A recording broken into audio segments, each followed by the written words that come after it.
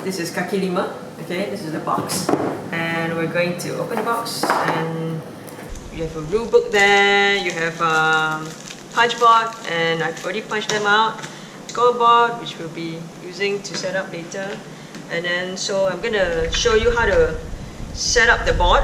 Okay, first you have Kaki Lima cards. There's red cards. Okay, there's green cards. And then there's lokasi cards. So we're gonna shuffle them up together. Alright. And then we're gonna set it up on a 5x10 grid.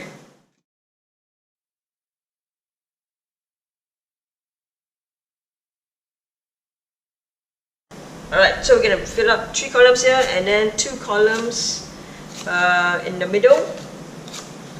And then have fill up this, and then so you have 4 gaps in the grid. Then you shuffle your Langka cards, okay, which are the blue background. Shuffle the Langka cards.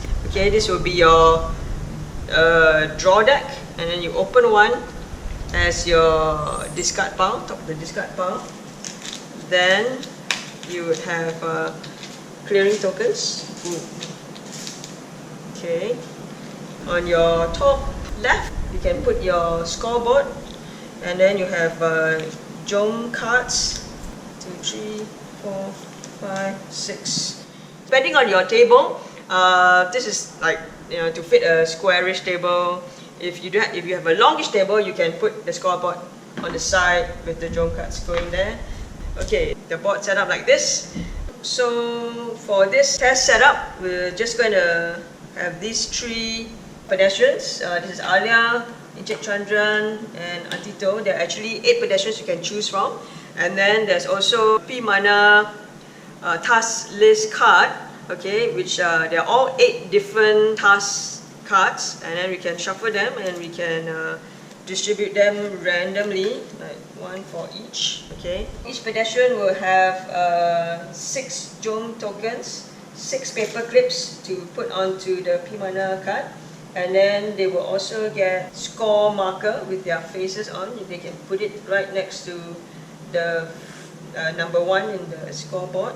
And then there's also this little star will go onto the community achievement track, and later we'll track how many block paths we have cleared.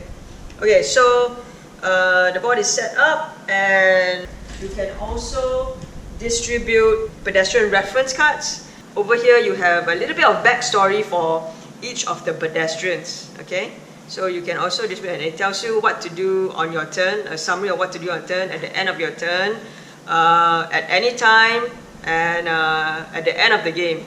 And then it's got a reference for the 6 different lokasi categories, okay, or location actions that you can do when you land on any orange card.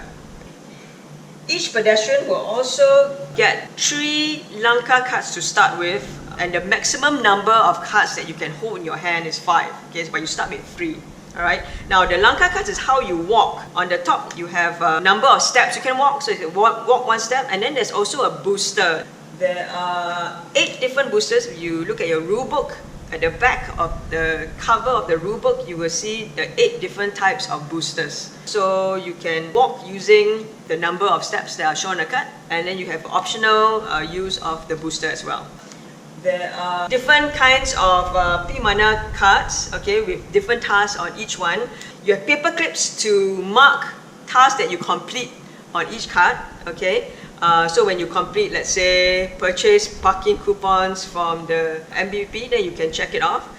So you have 5 paper clips to do that, and then you have 1 extra paper clip to track how many block paths you clear. So you can clear up to 12, and we can start right there.